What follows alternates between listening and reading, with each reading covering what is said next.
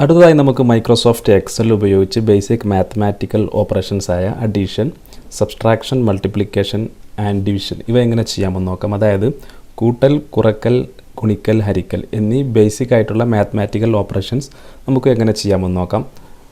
So ആദ്യമായി നമുക്ക് രണ്ട് നമ്പർ വേണം. സോ നമ്മൾ ഒരു രണ്ട് കോളം ക്രിയേറ്റ് ചെയ്യുന്നു. Number 1 and number 2.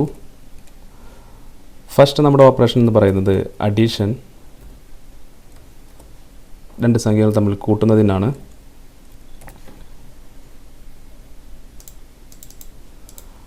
Okay, so നമ്മൾ രണ്ട് നമ്പർ എൻ്റർ ചെയ്യുന്നു.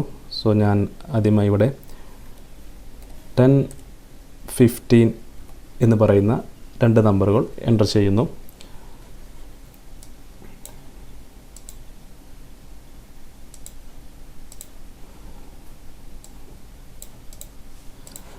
സോ നമ്മൾ അഡീഷൻ എങ്ങനെ ചെയ്യാമെന്ന് നോക്കാം. സോ നമ്മൾ ആദ്യമായി ഏത് സെല്ലിലാണോ നമുക്ക് റിസൾട്ട് വേണ്ടത് അവിടെ അത് സെലക്ട് ചെയ്തതിന് ശേഷം = എൻ്റർ ചെയ്യുക.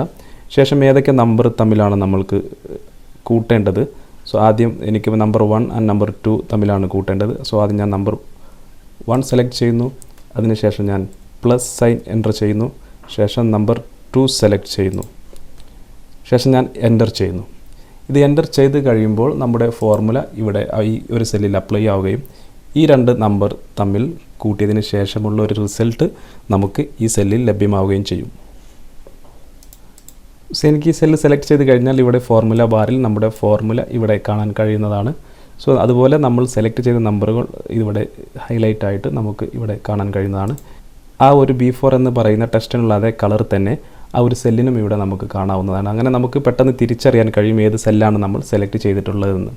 സോ ഇനി നമ്മൾ വ്യത്യസ്ത തരത്തിലുള്ള 3 നമ്പറുകളും എൻ്റർ ചെയ്യുന്നു. സോ ഇവിടെ 100 ആൻഡ് 320. അതുപോലെ ഒരു മൈനസ് നമ്പർ നമ്മൾ എൻ്റർ ചെയ്യുന്നു. -19, 22. അതുപോലെ ഒരു ഡെസിമൽ നമ്പറും നമ്മൾ എൻ്റർ ചെയ്യുന്നു. 2.65. ഓക്കെ, ഇവിടെ എനിക്ക് ഇനി താഴോട്ടുള്ള സെല്ലിലോട്ടും എനിക്ക് ഈ ഫോർമുല വേണമെങ്കിൽ നമുക്ക് നേരത്തെ ചെയ്ത പോലെ തന്നെ നമ്മൾ = ചെയ്ത് ആദ്യത്തെ നമ്പർ സെലക്ട് ചെയ്ത് ശേഷം പ്ലസ് സൈൻ സെലക്ട് ചെയ്ത് രണ്ടാമത്തെ നമ്പർ സെലക്ട് ചെയ്ത് എൻ്റർ ചെയ്ത് കഴിഞ്ഞാൽ നമുക്കിതുപോലെ നമ്മുടെ റിസൾട്ട് ഇവിടെ ലഭ്യമായിരിക്കും. എന്നാൽ നമുക്കിത് ഒരുപാട് റോസ് താഴോട്ട് ഇതുപോലെ ഉണ്ടെങ്കിൽ നമുക്ക് പെട്ടെന്ന് ഈ ഫോർമുലാസ് കോപ്പി ചെയ്യുന്നതിനുള്ള ഒരു ടെക്നിക്ക് എന്ന് പറയുന്നത് നമ്മൾ മുകളിലെ ആദ്യം നമ്മൾ ഫോർമുല എൻ്റർ ചെയ്ത സെല്ല് സെലക്ട് ചെയ്ത് കഴിഞ്ഞ് അതിൻ്റെ താഴെ കോർണറിൽ ഈ ഭാഗത്ത് വരുമ്പോൾ അതിൻ്റെ ബോർഡറിലേക്ക് വരുമ്പോൾ ഈ ഒരു വൈറ്റ് കളറിലുള്ള ക്രോസ് ചിഹ്നം നമുക്കൊരു ബ്ലാക്ക് കളറിൽ കാണാൻ കഴിയും.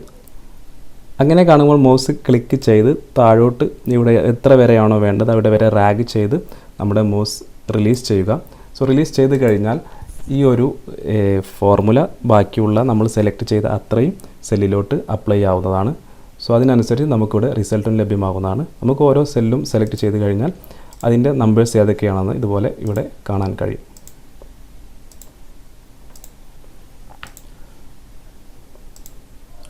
അടുത്തതായി നമ്മൾ ചെയ്യുന്ന ഓപ്പറേഷൻ സബ്സ്ട്രാക്ഷൻ ആണ്. ഒരു സംഖ്യയിൽ നിന്ന് മറ്റൊരു സംഖ്യ കുറക്കുന്നതിനുള്ള ഒരു ഓപ്പറേഷനാണ്.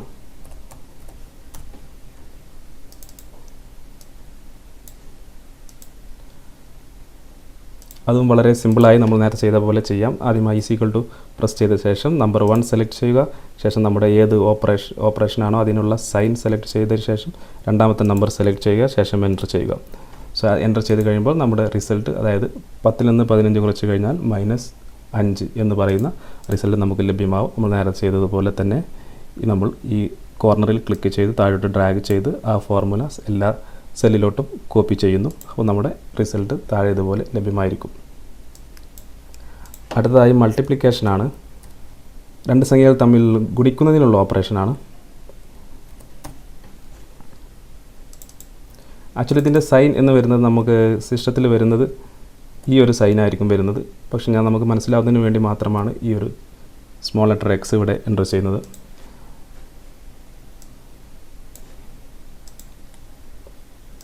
= എൻ്റർ ചെയ്യുക. ശേഷം നമ്പർ 1 സെലക്ട് ചെയ്യുക. ശേഷം നമ്മൾ മൾട്ടിപ്ലിക്കേഷൻ്റെ സൈൻ സെലക്ട് ചെയ്യുക. ശേഷം നമ്മൾ നമ്പർ 2 സെലക്ട് ചെയ്യുക, ശേഷം കീബോർഡിൽ എൻ്റർ ചെയ്യുക. അപ്പോൾ നമുക്ക് നമ്മുടെ റിസൾട്ട് 10 × 15 150 എന്ന് പറയുന്ന റിസൾട്ട് നമുക്കിവിടെ ലഭ്യമാവും. ശേഷം നമ്മൾ നേരത്തെ ചെയ്തതുപോലെ തന്നെ നമ്മൾ താഴോട്ട് ഇത് കോപ്പി ചെയ്യുന്നു. അപ്പോൾ നമ്മുടെ ബാക്കി എല്ലാ സംഖ്യകളുടെയും റിസൾട്ട് ഇവിടെ ലഭ്യമായിരിക്കും. അവസാനമായി നമ്മൾ ചെയ്യുന്നത് ഹരിക്കുക അഥവാ ഡിവിഷൻ എന്ന് പറയുന്ന ഓപ്പറേഷനാണ്.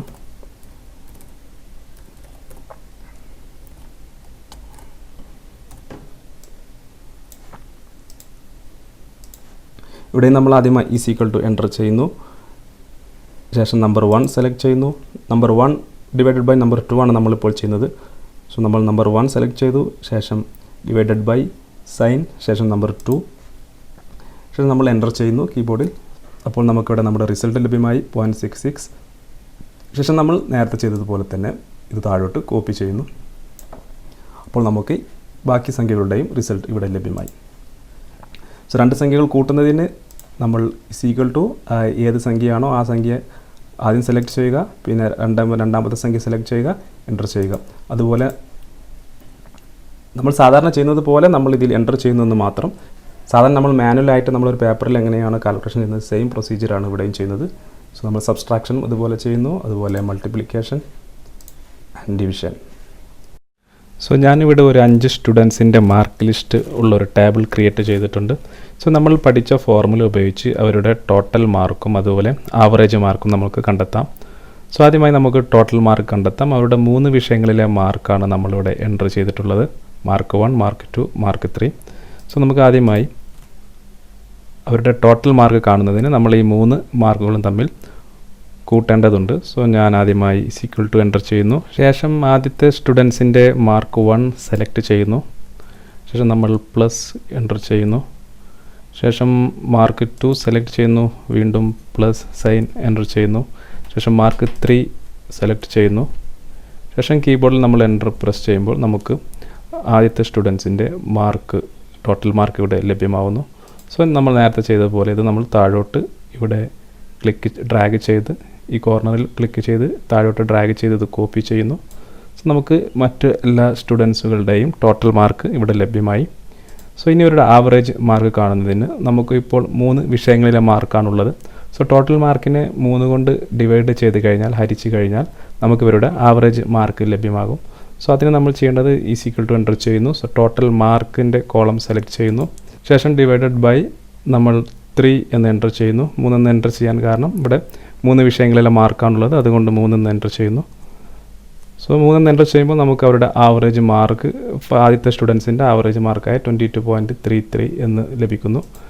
ഇവ നമ്മൾ താഴോട്ട് ഇതുപോലെ കോപ്പി ചെയ്യുന്നു. സോ ബാക്കിയുള്ളവരുടെയും എല്ലാം മാർക്ക് നമുക്ക് ഇതുപോലെ ലഭിക്കുന്നു.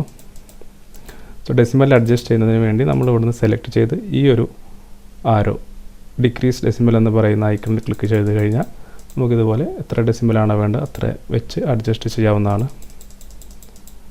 സോ ഈ ഒരു രീതിയിൽ നമ്മൾ പഠിച്ച ഫോർമുല ഉപയോഗിച്ച് നമ്മൾ ഈ ടേബിളിൽ സ്റ്റുഡൻസിൻ്റെ ടോട്ടൽ മാർക്കും ആവറേജ് മാർക്കും കണ്ടു. നിങ്ങളിതുപോലെ പുതിയ ടേബിൾ ക്രിയേറ്റ് ചെയ്ത് നോക്കാവുന്നതാണ്.